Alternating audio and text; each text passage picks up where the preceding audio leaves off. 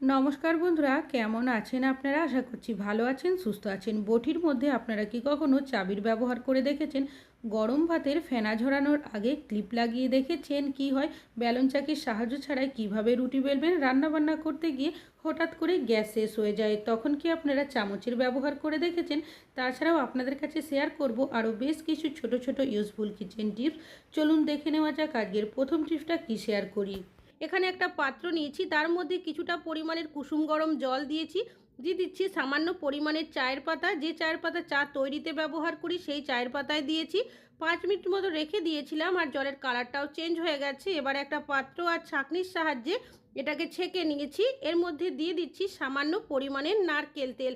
আপনারা এখানে যে কোনো নারকেল তেলের ব্যবহার করতে পারেন। তারপর দুটো উপকরণকে ভালো করে মিশিয়ে নেব।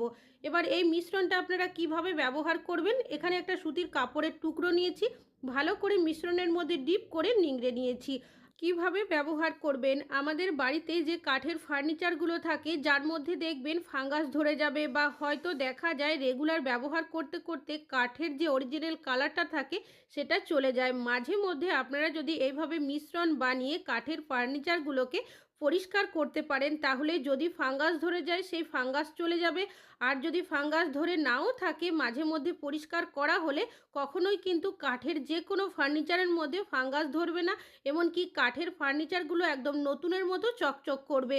তো দেখতেই পাচ্ছেন এই খাটের কিছুটা অংশ আমি মিশ্রণটা দিয়ে পরিষ্কার করেছি আর কিছুটা পরিষ্কার করিনি। দুটোর তফাৎ কিন্তু আপনারা নিজেরা দেখেই বুঝতে পারছেন। আশা করছি আপনাদের টিপসটা কাজে আসবে। অবশ্যই আপনারা একবার হলেও এই টিপসটা ফলো করতে পারেন। ভালো লাগলে অবশ্যই একটা লাইক করবেন।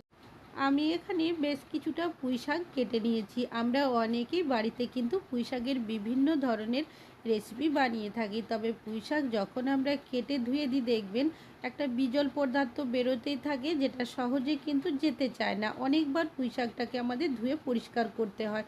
সেক্ষেত্রে আপনারা একটা পাত্রের মধ্যে বেশ কিছুটা নর্মাল জল নিয়ে নেবেন, দিয়ে দেবেন সামান্য পরিমাণের লবণ। লবণটাকে জলের সাথে ভালো করে মিশিয়ে দেবেন। তারপর কেটে রাখা পুঁইশাকগুলো এই জলের মধ্যে দিয়ে আপনারা রেখে দেবেন 1 থেকে 2 মিনিটের জন্য। যেহেতু জলের মধ্যে সামান্য লবণ মিশিয়ে দিয়েছিলাম, তাই খুব সহজেই পুঁইশাকের বিজল পদার্থটা জলের সাথে বেরিয়ে আসবে। তারপর আপনারা এখান থেকে পুঁইশাকগুলো তুলে নেবেন, নর্মাল জল দিয়ে ধুয়ে রান্না করবেন, দেখবেন একটুও বিজল পদার্থ কিন্তু থাকবে না। আশা করছি আপনাদের টিপসটা কাজে আসবে। ভালো লাগলে লাইক করবেন। এখন চলে যাচ্ছি পরবর্তী টিপসে। আমরা অনেকে আছি যারা দেখবেন লিকুইড সিঁদুর পরতে পছন্দ করি, পরেও থাকি।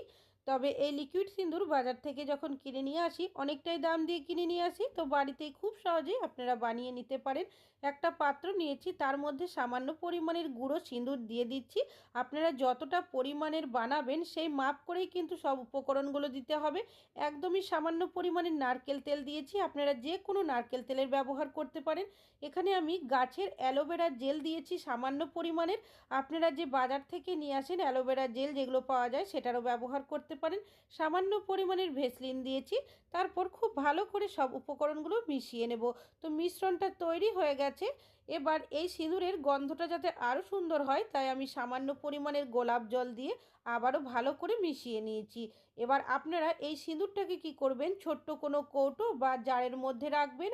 যে এয়ার ক্লিনারগুলো হয়ে থাকে সেটা দিয়ে ব্যবহার করবেন, সুন্দরভাবে ব্যবহারও করতে পারবেন। আর সিঁদুরটা কতটা সুন্দর হয়েছে দেখতেই পাচ্ছেন। আশা করছি আপনাদের টিপসটা কাজে আসবে। ভালো লাগলে অবশ্যই একটা লাইক করবেন। নিয়েছি একটা চাবি। চাবি আমরা প্রত্যেকেই বাড়িতে কিন্তু কোনো না কোনো ব্যবহার করে থাকি, তবে আমাদের অনেকেরই বাড়িতে এক্সট্রা দেখবেন চাবি থাকে, যেগুলো হয়তো আমাদের কাছে রিং এক্সট্রা থাকে না, যেটা আমরা চাবির মধ্যে পরিয়ে রাখবো। সেক্ষেত্রে চাবিটা এদিক ওদিক রেখে দিলে হারিয়ে যায়। তো আপনারা এই ধরনের একটা গার্ডার নিয়ে নেবেন। গার্ডারটা কি করবেন, চাবির মধ্যে এভাবে পরিয়ে দেবেন। এটা দেখবেন একটা রিংয়ের মতো কাজ করবে, যে কোনো জায়গায় হ্যাং করে রাখতে পারবেন। পরবর্তী সময় যখন রিং আপনাদের কাছে থাকবে তখন রিংয়ের মধ্যে পরিয়ে নেবেন। আশা করছি টিপসটা কাজে আসবে। ভালো লাগলে লাইক করবেন। এখন চলে যাচ্ছি পরবর্তী টিপসে। আমরা অনেকেই আছি যারা এই ধরনের বাসনপত্রের মধ্যে খাওয়া দাওয়া করে থাকি। মাছ, মাংস, ডিম খাওয়ার কারণে দেখবেন যতই ভালোভাবে ধুয়ে পরিষ্কার করি না কেন একটা আঁশটে গন্ধ থেকে যায়। তো আপনারা কি করবেন, যে ব্যবহার করা চায়ের পাতাটা থাকে সেটা কিন্তু ফেলবেন না। বাসনপত্রের মধ্যে দিয়ে চায়ের পাতাটা এভাবে আলতো হাতে ঘষে নেবেন। চায়ের পাতার যে কোনো বাজে দুর্গন্ধ অ্যাবজর্ব করতে খুব ভালো সাহায্য করে। তারপর নর্মাল জল দিয়ে ধুয়ে পরিষ্কার করে দেবেন, দেখবেন একটুও আষ্টে গন্ধ কিন্তু থাকবে না। ভালো লাগলে লাইক করবেন। এখন চলে যাচ্ছি পরবর্তী টিপসে। আমি এখানে নিয়েছি কিছুটা আটা মাখা। অনেক সময় কি হয়, আমরা দেখবেন আটা মেখে রেখে দিই, কোনো কারণবশত যদি রুটি করা না হয় এই আটাটা আমরা ফ্রিজে তুলে রাখি। তবে এইভাবে যদি আটাটা রাখা হয়, পরের দিন যখনই আমরা আটাটা বের করতে যাই, রুটি বানানোর জন্য একটা কালচে ভাব চলে আসে। তো আপনারা সামান্য পরিমাণে তেল দিয়ে দেবেন, আটার ওপরে তেলটাকে এইভাবে ভালোভাবে লাগিয়ে দেবেন। এতে করে কি হবে, একটা তেলের লেয়ার হয়ে যাবে। এবার এই আটা যদি ফ্রিজে রাখেন বা ফ্রিজের বাইরেও যদি রাখেন না কেন, কোনোভাবে দেখবেন আটার মধ্যে কালচে ভাব হবে না। আশা করছি টিপসটা কাজে আসবে। ভালো লাগলে লাইক করবেন। এখন চলে যাচ্ছি পরবর্তী টিপসে। এখানে নিয়েছি কিছুটা দুধ। দুধ আমাদের প্রত্যেকেরই বাড়িতে কম বেশি নিয়ে আসা হয়ে থাকে। তবে অনেক সময় কি হয়, কোনো কারণবশত যদি আমরা বাড়ির বাইরে চলে যাই, সেক্ষেত্রে এই দুধ যদি ফ্রিজেও রাখি না কেন, যখন জাল করতে যাই পরবর্তী সময় দুধ কিন্তু কেটে যায়। তবে যখনই আপনারা দুধ ফ্রিজে রাখবেন, একটা টিপস যদি ফলো করেন, তাহলে দুধ কোনো দিনই কিন্তু আপনাদের কাটবে না। তো এখানে আমি নিয়েছি বেকিং সোডা। এটা কিন্তু বেকিং পাউডার নয়, একদম সামান্য পরিমাণের বেকিং সোডা দিয়ে দেবেন। তারপর দুধের মধ্যে খুব ভালো করে মিশিয়ে দেবেন। এবার এই দুধটা আপনারা যদি ফ্রিজে রাখেন, দেখবেন বেশ কিছুদিন থাকলেও কিন্তু দুধটা আপনাদের জাল করার সময় কেটে যাবে না। আশা করছি টিপসটা কাজে আসবে। ভালো লাগলে লাইক করবেন। এখন চলে যাচ্ছি পরবর্তী টিপসে। আমি এখানে নিয়েছি একটা পুরনো টি শার্ট। আমাদের অনেকেরই বাড়িতে কালার চলে যাওয়া, ফেটে যাওয়া এই ধরনের টি শার্ট দেখবেন থাকে, যেগুলো আমরা কেউই অনেক সময় কোনো কাজে ব্যবহার করি না। কিভাবে ব্যবহার করবেন, এখানে একটা বালিশ নিয়েছি। টি শার্টের কলারের যে সাইডটা রয়েছে সেই জায়গাতে বালিশটা রাখবেন। নিচের যে সাইডটা রয়েছে টি শার্টের, সেটাকে বালিশের মধ্যে এইভাবে পরিয়ে দেবেন।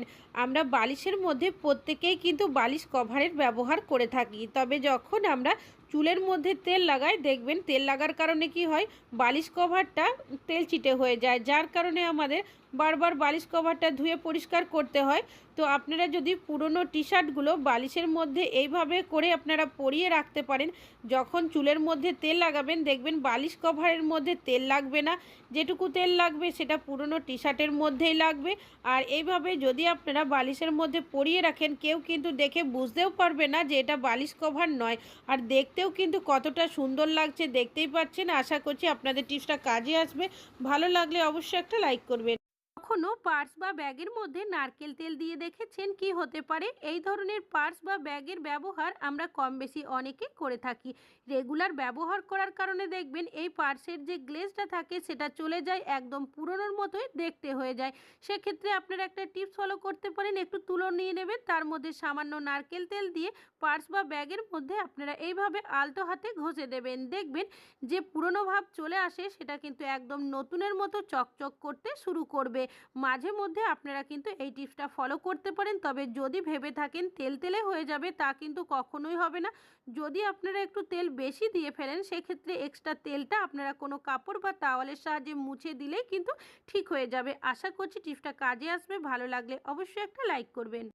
রান্নাবান্না করতে গিয়ে অনেক সময় দেখা যায় হঠাৎ করেই গ্যাস শেষ হয়ে যায়, তখন নতুন গ্যাসের সিলিন্ডার লাগাতে হয়, যার কারণে অনেকে আমরা দুশ্চিন্তার মধ্যে পড়ে যাই। তো আপনারা কি করবেন, হাতের কাছে রেখে দেবেন চামচ। তো আমরা যখন নতুন গ্যাসের সিলিন্ডারটার ক্যাপটা খুলতে যাই, অনেকে ঠিকভাবে খুলে নিলেও অনেকে কিন্তু আমরা এই ক্যাপটাই ঠিকভাবে খুলতে পারি না। তো যে সিলটা করা রয়েছে, প্রথমে কাঁচির সাহায্যে কেটে নিয়েছি। এবার যে সুতোর মতো অংশটা থাকে, অনেক সময় দেখা যায় ছিঁড়ে যায়, সেক্ষেত্রেও কিন্তু ক্যাপটা খুলতে অনেকটাই সমস্যা হয়। তো সুতোটা আপনারা নিজের থেকে প্রথমে এইভাবে টেনে নেবেন। তারপর যে তারের মতো অংশটা রয়েছে সেটা দেখবেন একটু ফাঁকা হয়ে যাবে, তার মধ্যে চামচটার হ্যান্ডেলটা এইভাবে ঢুকিয়ে ওপর দিকে যদি তুলে নেন, তাহলে খুব সহজেই আপনারা গ্যাসের সিলিন্ডারের ক্যাপটা খুলে নিতে পারবেন। আশা করছি আপনাদের এই টিপসটা অনেক বেশি কাজে আসবে।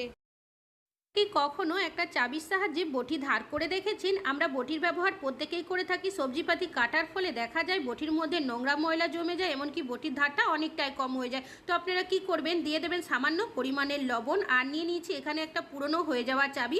চাবিটা দিয়ে আপনারা যদি এইভাবে হালকাভাবে ঘষে নেন, তাহলে দেখবেন বটির মধ্যে যে নোংরা ময়লা থাকে সেটা উঠে যাবে, এমনকি বটির মধ্যে যে জং পড়ে যায় সেটাও কিন্তু উঠে যাবে। একইভাবে উল্টো সাইডেও কিছুটা পরিমাণের লবণ দিয়ে দিচ্ছি। তারপর চাবির সাহায্যে আবারও আমি এইভাবে করে ঘষে নিচ্ছি। তবে বটির ধারটা আপনারা কিভাবে করবেন, চাবির যে মুখের দাঁতের মতো অংশটা থাকে সেটা দিয়ে যদি হালকাভাবে এইভাবে আপনারা ঘষে নেন তাহলেই কিন্তু বটির ধারটা অনেকটাই চলে আসবে। তবে দুটো সাইডই কিন্তু একইভাবে ঘষতে হবে। এবার একটা কাপড় ভিজিয়ে নিয়েছি, সেটা দিয়ে মুছে আপনাদের দেখিয়ে দিচ্ছি। তো দেখতেই পাচ্ছেন আগে কীরকম ছিল আর এখন বটির মধ্যে কতটা ধার এসেছে। আশা করছি টিপসটা কাজে আসবে। কোনো একটা বোতলের সাহায্যে বাসন মেজে দেখেছেন, চলুন দেখে নেওয়া যাক কিভাবে। আমি এখানে একটা বোতলের সামনের কিছুটা অংশ কেটে নিয়েছি। এবার যে ঢাকনাটা রয়েছে তার মধ্যে একটা প্রেক গরম করে দুটো ফুটো করে নিয়ে নিচ্ছি এখানে একটা স্কাবার। বোতলের যে কাটা অংশটা রয়েছে স্কাবারের মধ্যে এভাবে করে সেট করে নিতে হবে। আর নিয়ে নিচ্ছি এখানে সুচ, আর নিয়েছি সুতো, একটু শক্ত ধরনের সুতো নিতে হবে। স্কাবারের সাহায্যে বোতলের কাটা অংশটাকে এভাবে সেলাই করে নিতে হবে। একদম যে সুন্দরভাবে কাজটি করতে হবে তা কিন্তু নয়, চেষ্টা করবেন যতটা সম্ভব শক্ত সুতো নেওয়ার, যাতে করে কোনোভাবে এটা খুলে না যায়। এবার এটাকে আপনারা কিভাবে ব্যবহার করবেন, তার আগে যে বোতলের ঢাকনাটা রয়েছে তার মধ্যে আবারও একটা সুতো এভাবে পরিয়ে নিতে হবে। এটা হ্যাং করার কাজে ব্যবহার হবে। এটা কি কাজে ব্যবহার করবেন, আমরা যখন বাসন মাজি দেখবেন অনেক সময় আমাদের হাত যদি কেটে যায় বা অনেকেরই হাতের র্যাশ বেরিয়ে যায় বাসন মাজার সাবান বা লিকুইড হাতে লাগার কারণে, এইভাবে যদি ভিম বার সাবান লাগিয়ে আপনারা বাসনগুলো মেজে নিতে পারেন তাহলে দেখবেন সুন্দরভাবে বাসনটা মেজে নিতে পারবেন। এমনকি ভিম বার সাবানও কিন্তু খুব বেশি লাগবে না। আশা করি আপনারা এর আগে কখনো বেলন চাকি ছাড়া রুটি বেলে দেখেছেন, তাও আবার একটা প্লেটের সাহায্যে। চলুন দেখে নেওয়া যাক কিভাবে। আমি এখানে নিয়েছি একটা প্লেট। আমি আগে থেকে লেচি বানিয়ে রেখেছিলাম, সেটা নিয়ে নিয়েছি। বেশ কিছুটা আটার গুঁড়ো মাখিয়ে তারপর প্লেটের এই উল্টো সাইডে এইভাবে করে দিয়ে দিলাম। তারপর নিয়ে নিয়েছি আরও একটা প্লেট। প্লেটটাকে ওপর থেকে এইভাবে করে দিয়ে হাতের সাহায্যে চাপ দিয়ে আমি ঘোরাতে থাকবো। এইভাবে কিছুক্ষণ করার পর একবার প্লেটটাকে তুলে দেখে নেব যে এর মধ্যে আর আটার গুঁড়ো লাগবে কি না। রুটির ওপরে কিছুটা আটা গুঁড়ো এইভাবে করে দিয়ে দিচ্ছি, দুটো সাইডেই কিন্তু কিছুটা করে আটার গুঁড়ো দিয়ে দেব। তারপর ঠিক একইভাবে প্লেটটাকে এইভাবে করে দেওয়ার পর হাতের সাহায্যে চাপ দিয়ে কিছু সেকেন্ড ঘুরিয়ে নেব। তাহলেই দেখবেন রুটিটা কিন্তু সম্পূর্ণ তৈরি হয়ে যাবে। তবে আমি এখানে প্লেটের ব্যবহার করেছি, আপনারা চাইলে থালারও ব্যবহার করতে পারেন, সেক্ষেত্রে রুটিটা কিন্তু আরও বড় হবে। আশা করছি রুটি বেলার টিপসটা আপনাদের অনেক বেশি কাজে আসবে। ভালো লাগলে লাইক করবেন। কি কখনো ভাত রান্না করার পর জামা কাপড় মেলার ক্লিপ দিয়ে দেখেছেন কি হতে পারে? আমাদের ভাত প্রত্যেকেরই বাড়িতে কম বেশি রান্নাবান্না হয়ে থাকে, তবে ভাতের ফেনা ঝরাতে গিয়ে অনেক সময় দেখবেন অনেকটাই ভাত পড়ে যায়, হাতের মধ্যে গরম লেগে যায়। তবে আপনারা কি করবেন, নিয়ে নেবেন দুটো জামা কাপড় মেলার ক্লিপ, এইভাবে করে একটা ঢাকা দিয়ে ক্লিপ দুটো আটকে দেবেন। এবার নিয়ে নেবেন একটা কিচেন তাওয়াল, যে পাত্রের মধ্যে ভাতের ফেনাটা ঝরাবেন সেই পাত্রের মধ্যে আপনারা যদি এইভাবে করে এই পাত্রটাকে বসিয়ে দেন তাহলেই দেখবেন খুব সহজেই কিন্তু ভাতের ফেনা ঝরে যাবে। আমি হাতটাও সরিয়েও আপনাদেরকে দেখিয়ে দিচ্ছি, দেখতেই পাচ্ছেন কতটা সুন্দর ফেনাটা ঝরে যাচ্ছে। দুটো দিয়ে আটকে থাকার কারণে কোনোভাবেই কিন্তু এই প্লেটটা খুলেও যাবে না আর এক্সট্রা ভাতও পড়বে না, ভাতের ফেনাটাও ভালো মতো ঝরে যাবে। আশা করছি আপনাদের এই টিপসটিও কাজে আসবে।